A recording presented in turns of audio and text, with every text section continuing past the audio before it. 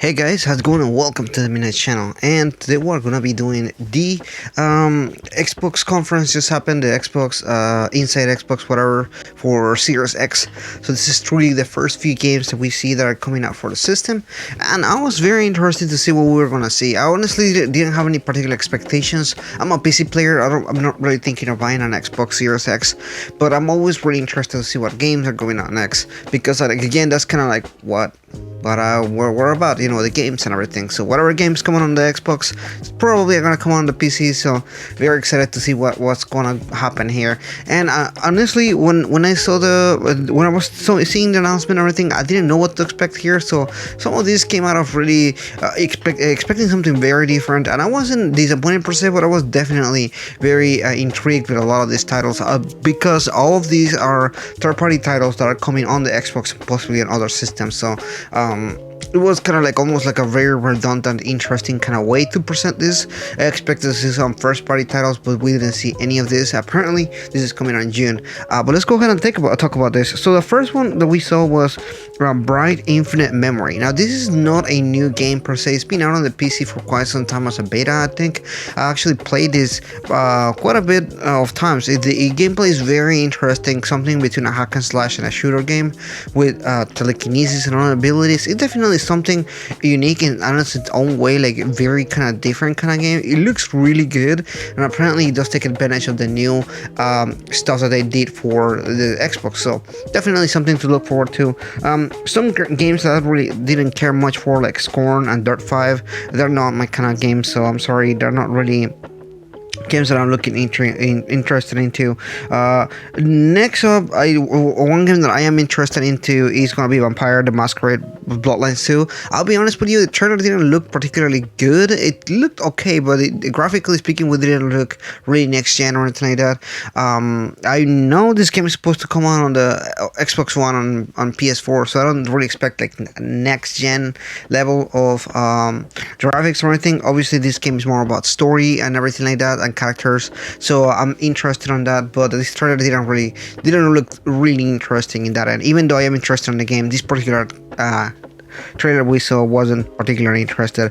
Another game that we saw that was kind of almost grabbed me, but then it lost me, was The Ascent. It's supposed to be kind of like a cyberpunk looking game. It looked really cool until I saw that it was a top-down shooter. I don't like top-down shooters, so I was kind of like, okay, well, that completely just lost me there.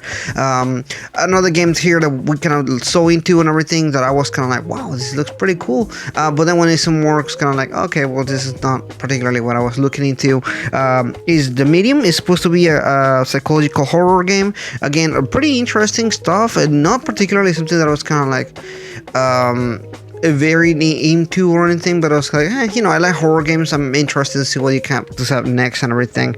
And from then on, the next game was kind of what grabbed me. That was kind of like, wow, this looks pretty cool, because it looks like some other game that it reminded me of, and I was like, wow, this looks pretty interesting. This is gonna be Scarlet Nexus. It's made by Bandai Namco. It looks kind of like hack and slash type of game with some other stuff into it. I think that this game looked particularly interested. Something that I'm curious to see what's gonna turn out. I like this type of games. I love hack and slashes, so this one looks like a game that I would like to play, but we'll see what it turns into.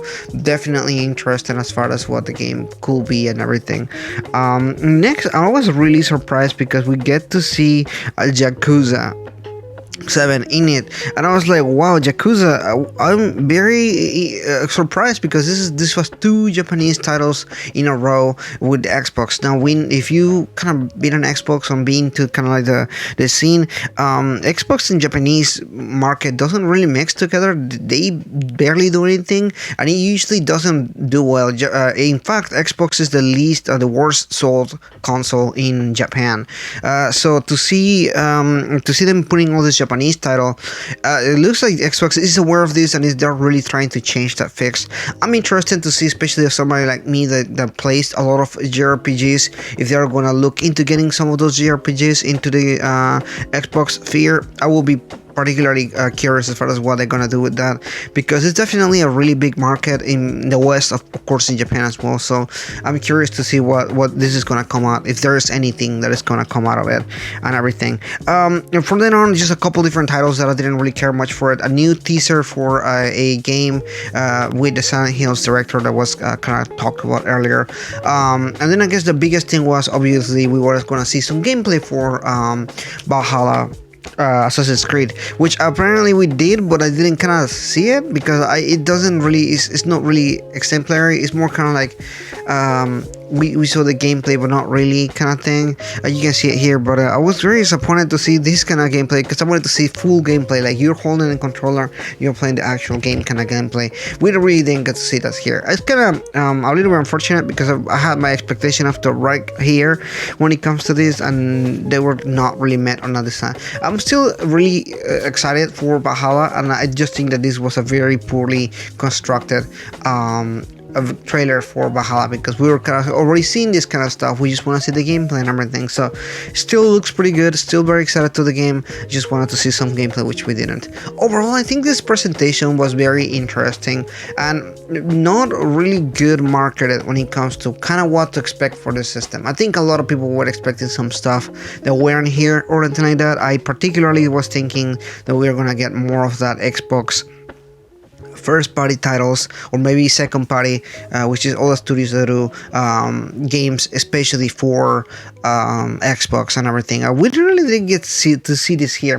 We know, as a matter of fact, that a lot of these games are coming to our consoles already, so none of these titles came out as kind of like a wow, you know, this is an Xbox exclusive kind of thing. And Xbox is always very sure to tell us this is an Xbox exclusive, guys, and none of this really happened here, and I was kind of like underwhelmed in that sense. On the other hand, a lot of these titles were really good titles to look forward to. A lot of them look really interesting, and I'm saying this is a mini E3 here. A lot of the titles that presented here could have been an E3, and I'm glad that we're here to kind of see the projects and everything. I'm very excited to see what they're gonna do with all this. Definitely a lot of the projects look really good. A lot of the games that we're gonna see next, very exciting. Xbox is having this thing here where you can kind of buy them and then play them on the Xbox Series X. I am hoping PlayStation does the same thing. This is one of the biggest selling feature right now for the Xbox Series X. I think I don't think that PlayStation is gonna be able to match unless they really try to do something similar to it, which I'm not sure how it works. I don't know the logistics of everything, so I'm just kind of thinking out loud. I love PlayStation. I have a PS4 right there and as well. So I'm curious to see what PS5 is gonna do, what Sony is gonna do for this game. When is the presentation? What are they gonna do with it? How's it gonna be different from the Xbox presentation? I guess we have to wait until June for Xbox to kind of announce their own first-party games, which is kind of what I wanted to tune in for this, but I wasn't disappointed as far as what I saw here. I think a lot of potential, a lot of good games coming out of here, so I'm very excited. I'm very interested in what comes next for Xbox and the PS5. I'm kind of sitting in a different position for a lot of people because I've held every console. I have an Xbox. I'm sorry, I don't have an Xbox anymore. I have a PC, I have a PS4, I have the Switch. I don't really have a kind of like a console war. I'm just excited for games, and I like to see the games that come out and everything. So from here on, I just want to see the next generation games and everything. But anyway, that is pretty much in this video here. Let me know in the comments below what you think about all this, and if you have any particular things that you wanted to see that you didn't see here, maybe things that you saw here that you're kind of like, wow, this is so cool. Let me know in the comments below. And if you're new, please consider liking and subscribing. I'll see you guys next time.